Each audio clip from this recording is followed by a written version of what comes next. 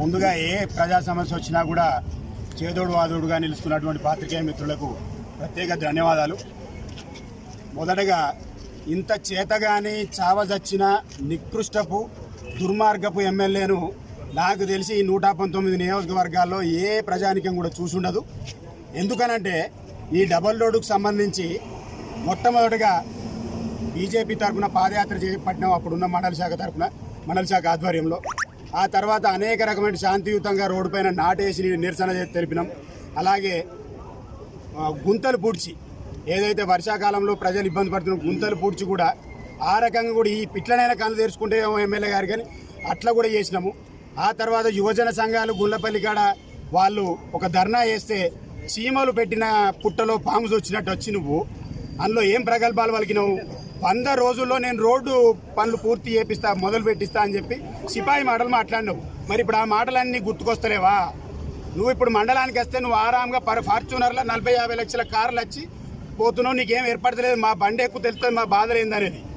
ఒక బాలింతరాలు బండి మీద తీసుకుపోవాలని సగటు పేదవాడు ఎంత బాధపడుతుండు. రేపు పొద్దున ఏదైనా జరగకూడదు జరుగుతూ బాధ్యుడవాడు. ఆల్రెడీ ఆ రోడ్డు పైన ప్రయాణించి ఎంతోమంది గాయపడ్డరు.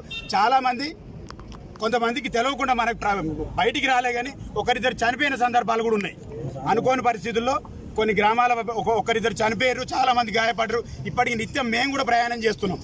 వాళ్ళ ప్రాణాలతో చెలగాటమాడుకుంటా నీవు అధికారాన్ని అనుభవించుకుంటా కోట్లు గడించుకుంటున్నావు. రేపు పొద్దున ఇదే రకంగా నీ తీరు కొనసాగితే, నీ నియంత పాలన కొనసాగితే, నీ నిర్లక్ష్య ధోరణి కొనసాగితే ఈ క్యాంప్ ఆఫీస్ ముట్టడే కాదు, నీ ఇంటిని కూడా ముట్టడిస్తాం. ఇక్కడికి వచ్చిన తర్వాత నిన్ను ఏ ఊర్లో కూడా తిరగనేయకుండా చేసేంత సత్తా భారతీయ జనతా పార్టీకి ఉంది. మేము మా పార్టీ క్రమశిక్షణకు, మా పార్టీ సిద్ధాంతానికి, నియమ నిబంధనలు లోబడి శాంతియుతంగా ఎప్పుడైతే మేము ధర్నా చేస్తున్నామో దానికి ప్రజల ఆకాంక్షల మేరకు ప్రజల సమస్యలు ఉన్నాయని చెప్పేసి వాళ్లకు న్యాయం జరగాలని చెప్పి మేము చేస్తున్నాం.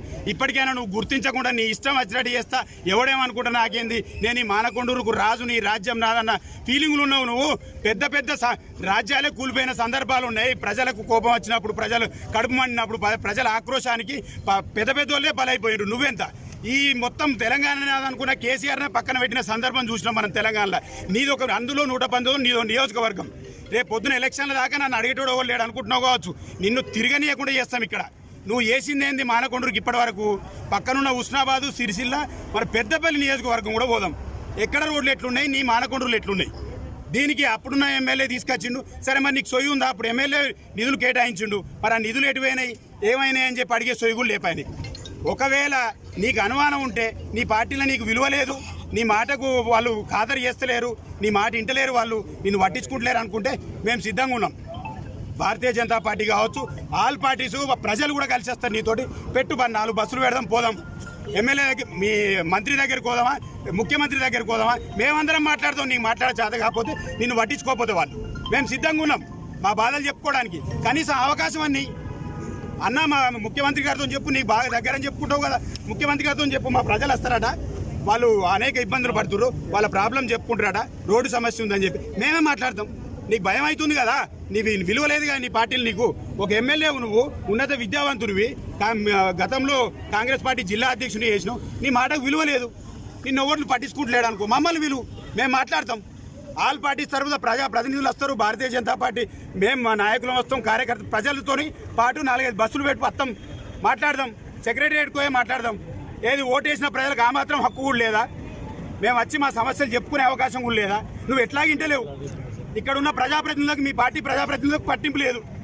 అరే, కనీసం నీ ప్రజలు వేసి సర్పంచ్ గెలిపించిర్రు, మరి ఈ మెయిన్ రోడ్ వేపిద్దామని సొయ్యి లేకుంటున్నారు. వాళ్ళు అడగడానికి వాళ్ళకి భయం అవుతుంది, పైన అడగడానికి నీకు భయం అవుతుంది. నీవు ఒకవేళ అడిగినా నేను పట్టించుకుంటలేరు, మధ్యలో ఇబ్బంది పడుతుంది ప్రజలు.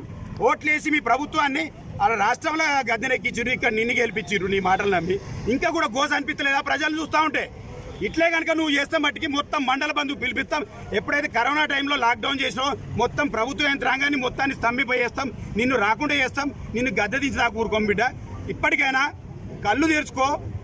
నీ నికృష్ట పాలన ఎట్లుందని చెప్పి నలుగురు నీ ప్రైవేట్గా పెట్టి నువ్వు ఎంక్వైరీ చేయించుకో. ఎంత దుర్మార్గ పాలన ఉందని ప్రజలు అనుకుంటున్నారు. ప్రజల బాధలు పట్టించుకొని నువ్వు ఉంటే ఎంత, ఊడితే ఎంత? ఏం పనికి నువ్వు ఎమ్మెల్యే ఉండి డబ్బులతో రోడ్ వేపియలేని నువ్వు కూడా ఒక ఎమ్మెల్యేనా? ఎన్ని రోజులు ఇట్లా, ఎన్ని రోజులు ఇబ్బందులు పెడతావు ప్రజల్ని? అయినా కూడా ప్రజలు కాంగ్రెస్ గవర్నమెంట్ రాష్ట్రంలో ఉందని ఇంతమంది ప్రజాప్రతినిధులు సర్పంచ్ని గెలిపించారు. వాళ్ళకి సోయలేపాయి, నీకు సోయలేపాయి. మీకు చెప్పేది ఒకటే, భారతీయ జనతా పార్టీ తరపున మా మండల శాఖ తరపున ఒక్కటే డిమాండ్ చేస్తున్నాం.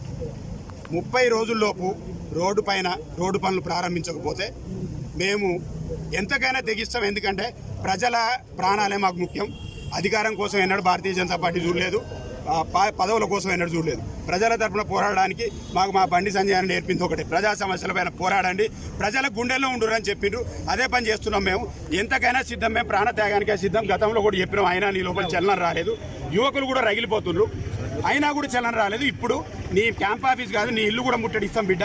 నిన్ను ఇక్కడ తిరగనీయం, మండలం మొత్తాన్ని స్తంభింపజేస్తాం. అప్పుడైనా మీరు రేవంత్ రెడ్డి కళ్ళు తెరుచుకుంటాడా, నువ్వు తెరుచుకుంటావా చూస్తాం. ఇక డిమాండ్ చేస్తున్నామే కాదు, నీకు ఏమంటారు దాన్ని అల్టిమేటం జారీ చేస్తున్నాం బిడ్డ. ఖచ్చితంగా నువ్వు 30 రోజుల్లోపు పనులు పూర్తి చేయాలి, లేకపోతే మాత్రం తీవ్ర పరిణామాలు ఉంటాయి. భారతీయ జనతా పార్టీ గన్నేరు మండల శాఖ తరఫున హెచ్చరిస్తున్నాం. గన్నేరు మండల ప్రజలు కరీంనగర్ జిల్లా కేంద్రానికి పోవడానికి వైద్య సేవల కోసం కావచ్చు, చదువు కోసం కావచ్చు, ఉపాధి కోసం కావచ్చు, వివిధ పనుల కోసం కావచ్చు పోవాలంటే ఇబ్బంది పడుతున్నారు. అన్నిటికంటే ముఖ్యమైన విషయము, ఈ మధ్యలో పెళ్లి చూపులకు రావాలంటే కూడా గన్నేరు మండలానికి వాళ్ళు వస్తలేరు. మీ మండలానికి రోడ్డు సౌకర్యం లేదు, మీ మండలానికి బిల్లులు ఇస్తే కూడా మేము కూడా ఇబ్బంది పడతామని కనీసం పెళ్లి చూపులకు రమ్మంటే కూడా రాలేని పరిస్థితి ఉందంటే మా దయనీయమైన పరిస్థితి మీరు పత్రికాముఖంగా తెలియజేస్తున్నాము. ఇటువంటి పరిస్థితి మండలానికి ఏ మండలం రావద్దు. ఈ పరిస్థితిని తొందరగా పరిష్కరించి మా గన్నేరు మండల ప్రజలానికి